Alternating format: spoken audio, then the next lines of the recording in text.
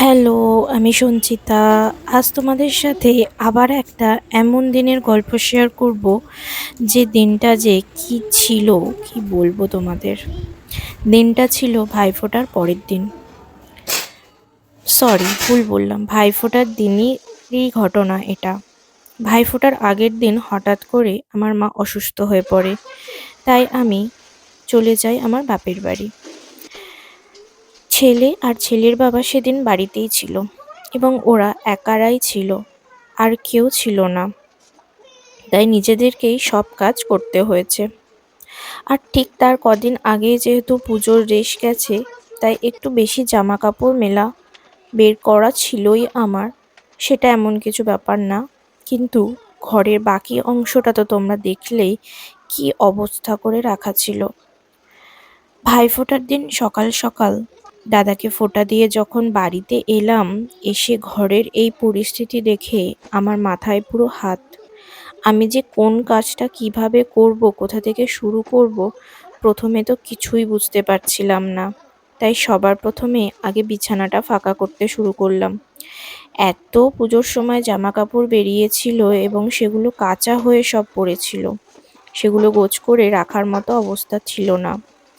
তারপর এলাম জুতোগুলোকে পরিষ্কার করে ঢুকিয়ে রাখতে। নেক্সট আমি হাত দিয়েছিলাম আমার সোফাটাতেও বসার মতো এতটুকু জায়গা ছিল না।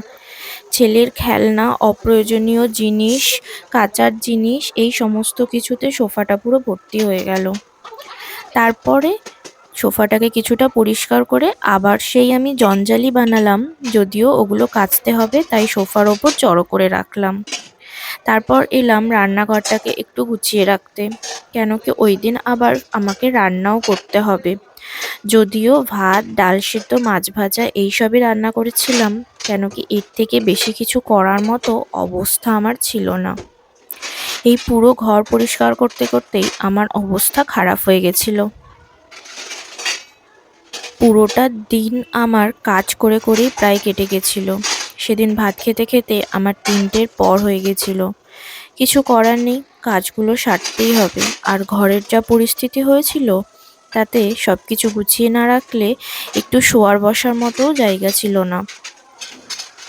আমার বাড়ির অবস্থা এতটা খারাপ কখনোই হয় না, কারণ শ্বশুর শাশুড়ি মোটামুটি থাকেন, বা শাশুড়ি না থাকলেও শ্বশুরমশাই বেশ ভালোই আমার ঘরের সমস্ত কিছু গুছিয়ে রাখতে পারেন।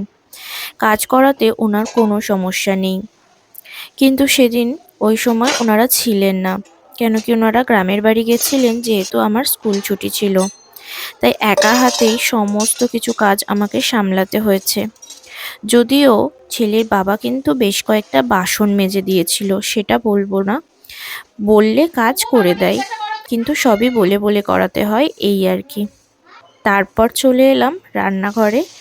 রান্না করব বললামই, একদমই সিম্পল রান্না ছিল, ভাত, ডাল সেদ্ধ আর মাছ ভাজা, আর একটু ফ্রেঞ্চ ফ্রাই ভাজা করে নিয়েছিলাম। আমার ছেলে ফ্রেঞ্চ ফ্রাই খেতে খুব ভালোবাসে, ওটা হলে তার আর কিছুই লাগে না। এই ছিল আমার একটা ব্যস্ততম দিন। তারপর দেখো রান্নাবান্না সেরে আবার দেখাচ্ছি যে এখন এই মুহূর্তে ঘরটার কি অবস্থা। ভিডিওটা তোমাদের কেমন লাগলো অবশ্যই জানিও। Thank you.